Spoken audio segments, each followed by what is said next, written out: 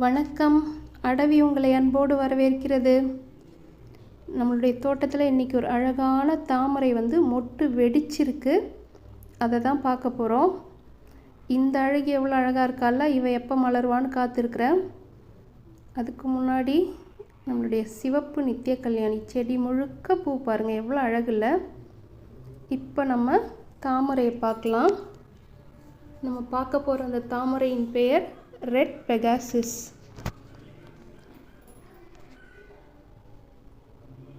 இதோ இருக்கா பாருங்கள், எவ்வளோ அழகாக வெடிச்சிருக்கால. இவளை நம்மளே இப்போது விரித்து விட்டு பார்க்கலாம். அதுவே மலர்ந்துடும், இருந்தாலும் நம்மளும் கொஞ்சம் மலர்ந்து கொடுப்போம். சந்திரபாகாவுக்கும் ரெட் பெகாசிஸ் இதுக்கும் உள்ள வித்தியாசம், இதுங்களுக்குள்ளார இருக்கிற அந்த மகரந்தம் அந்த பகுதி மட்டும்தான்.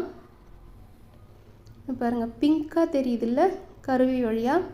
ஆனால் நேரில் கண்ணால் பார்க்கும்போது சிவப்பும் பிங்க்கும் கலந்த ஒரு பேஸ்டல் கலர் சொல்லுவாங்கள்ல, அந்த ஒரு நிறம் தான் அது.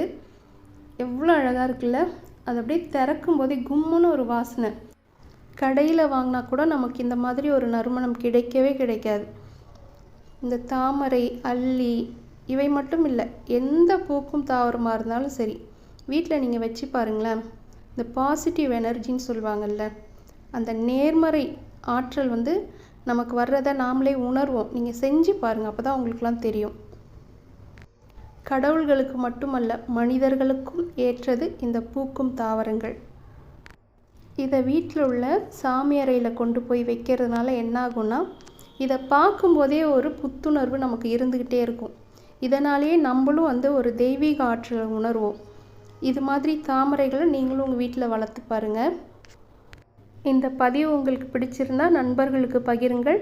உங்களுடைய கருத்துக்களையும் எங்களுடன் பகிர்ந்து கொள்ளுங்கள்.